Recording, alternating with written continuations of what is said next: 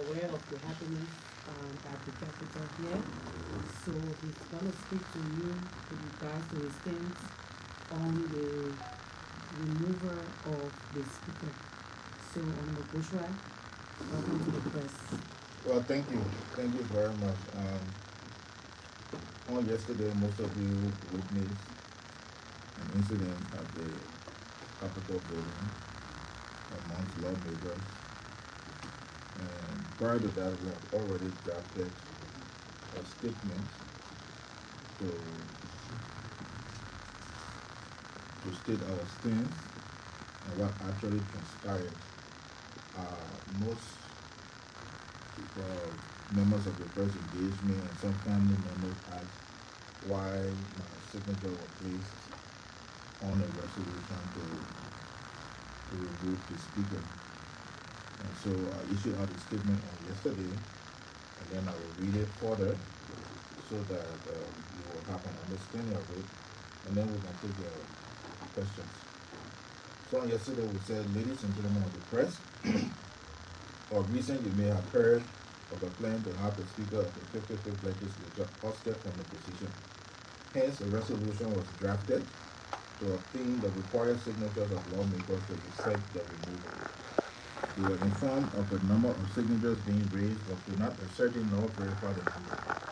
Therefore, with the knowledge and consent of a couple of my colleagues, I inserted myself in the midst of colleagues concocting such plan, tasked with gathering information regarding the number of signatures in support of the removal and identifying the mastermind behind the movement.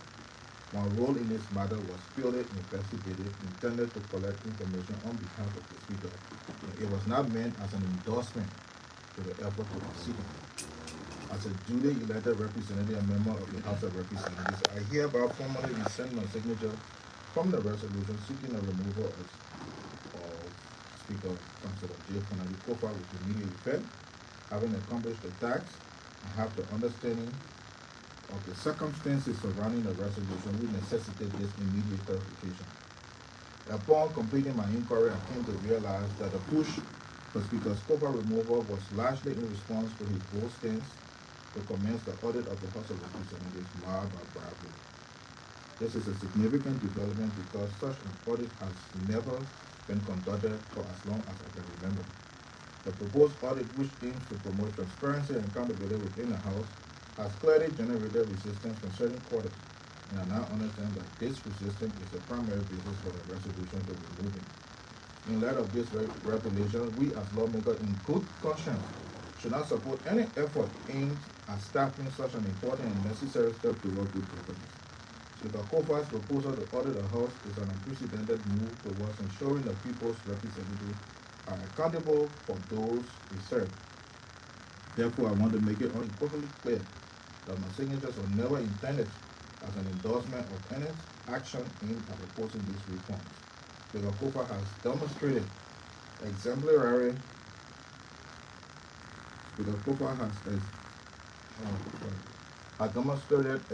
leadership during his tenure, and I continue to have confidence in his vision for a more transparent and accountable legislature. While I respect the rights of my colleagues to raise concern, I believe that efforts to address internal grievances must be constructive and solution-oriented rather than undermining the leader committed to institutional reform. It is regrettable that the draft to remove the Speaker has been intertwined with opposition to such a critical initiative as the audit. We as representatives of the people have a duty to embrace transparency, not to resist it. This audit represents a turning point for the House of Representatives, and I believe it is essential for restoring trust in the legislative process. Going forward, I urge all members of the House to focus on what truly matters, serving the people of Liberia. The challenges we face require our full attention, and we cannot afford to be distracted by internal division. The audit proposed by Speaker Kofa is a vital step to ensuring that the institution of the House of Representatives operates in the best interest of the public. I remain committed to working alongside my colleagues to foster unity and progress within the legislature. It is my hope that we can come together and move past this moment of division so that we may address the critical issues facing our country. Lastly, my decision to rescind my signature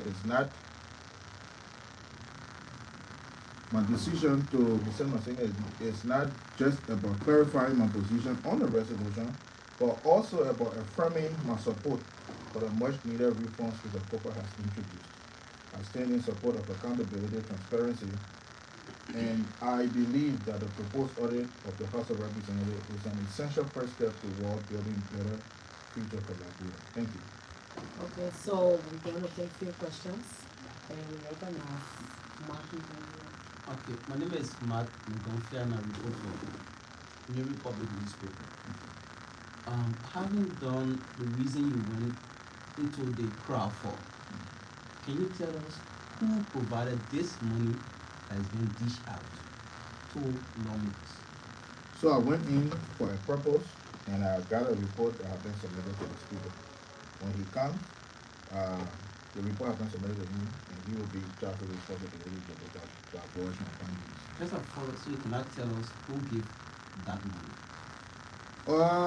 I will not be specific to it, but I know money came from the executive to watch this process, and some elements of the executive. I didn't blame the executive for it. So when the speaker comes from these, at his unappointed time, he'll be able to disclose his name. I cannot preempt on his behalf. I cannot disclose because I went in with a tax and I've submitted such a report. Did you receive a portion of the money? I was offered, but I didn't get it. I don't know how people in their right mind will even think that Thomas Goshua will receive money to cost somebody that he campaigned for. I did not know from only from the legislature. I dealt with him for a very long period of time. So offering money was never a part of what I went in for. How was the process in, taking your signature on that document? Why refusing it? So, because I knew while we were there, when I went to the location where the meetings were held, I told them I could not make a decision. Rather, I had to consult with my family. And so after consultation with my family, I would walk them to come so that I could do. So immediately I left, all of my staff assigned in my role, they actually went to assemble at my home so that they would be witnesses to what we had discussed. So they were all there up to 12 o'clock. Is the signature your actual signature? Somehow. Because when I was writing, one of the police said, "Man, I know your signature to be around. How can you write in different things?" So I just do circle around. So we recognize FBA. Yes, so follow up to my question. I'm concerned about the issue of the perpetrator, those who have offered that money, and then you say you're going to wait for the speaker. I think you only like to say to your family, to the people of Grand Bassett, and to Liberia. Are you telling us in the short term that Alicia is to the speaker rather than the Liberian people to reveal the name of those people who actually provided the funds?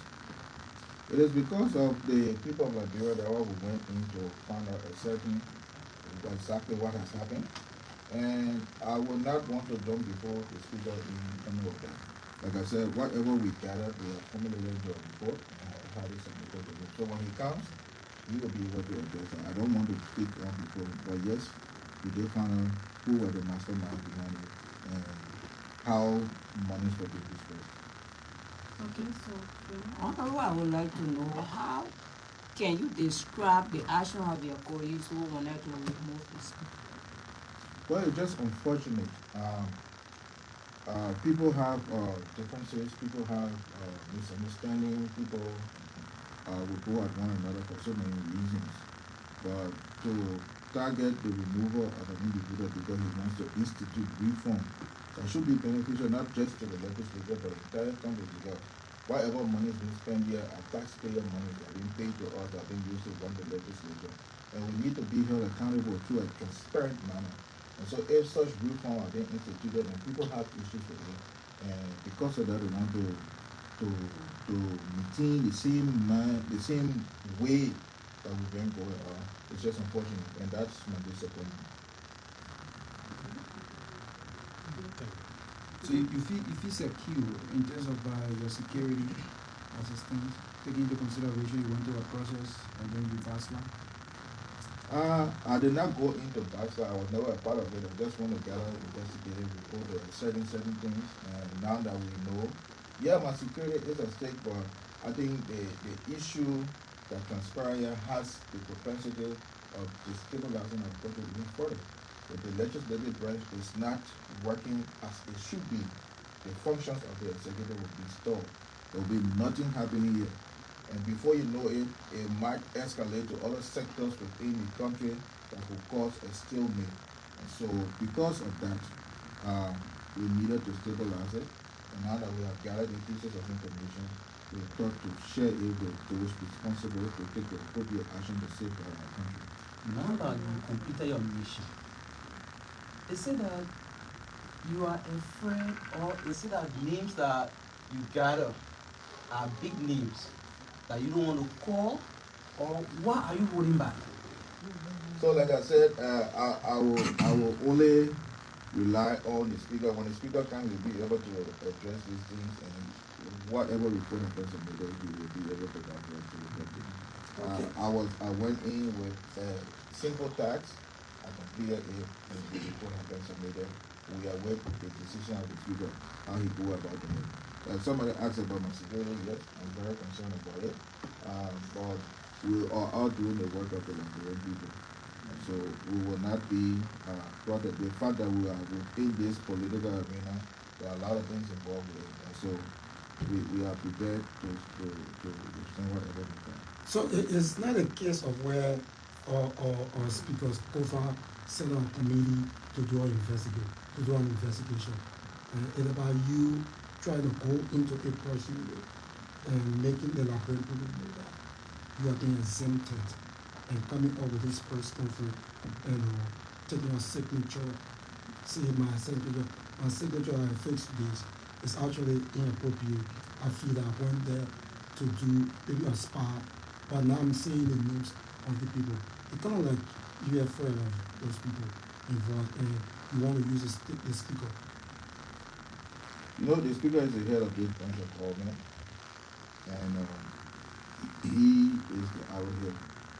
So if I'm asked to perform certain tasks, it's only prudent that we give the report to me, and then he will make a decision.